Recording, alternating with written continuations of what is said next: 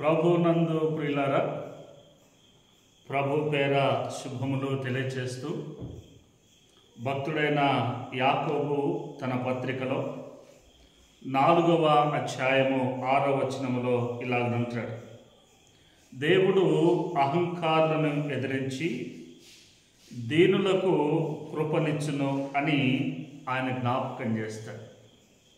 నిజమే, దేవుడు అహంకారులను ఎప్పటికీ ఎదురిస్తూనే ఉంటాడు. దీనులకు మాత్రమే ఆయన కృపనిస్తాడు.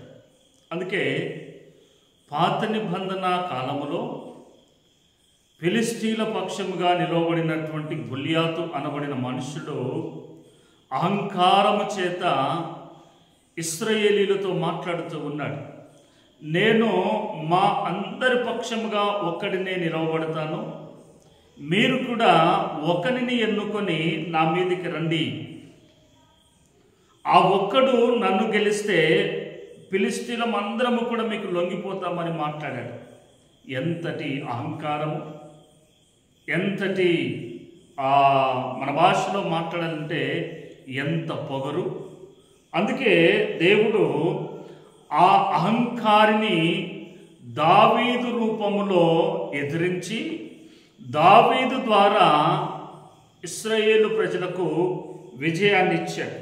అందుకే సామెతల గ్రంథము 3వ అధ్యాయము 34వ వచనం ఇలాగున జ్ఞాపకం చేస్తుంది.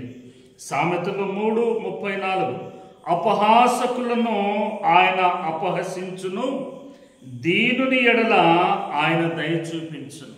ఇశ్రాయేలు ప్రజలు దేవుని సన్నిధిలో నిలవబడేవారు కనుక వారి ప్రార్థనను ఆలకించి దేవుడు వారిపైన తన కృపను చూపించి విజయాన్ని ఇచ్చాడు. అందుకే దేవుడు అహంకారులను ఎదిరిస్తాడు. నీవు విశ్వాసమైనా అహంకారం వస్తే నిన్ను ఎదిరిస్తాడు. నీ ముందు దీనులకు కృపనిస్తాడు. కనుక జాగ్రత్త, దేవుడు నిన్ను అలాగున నడిపించును గాక.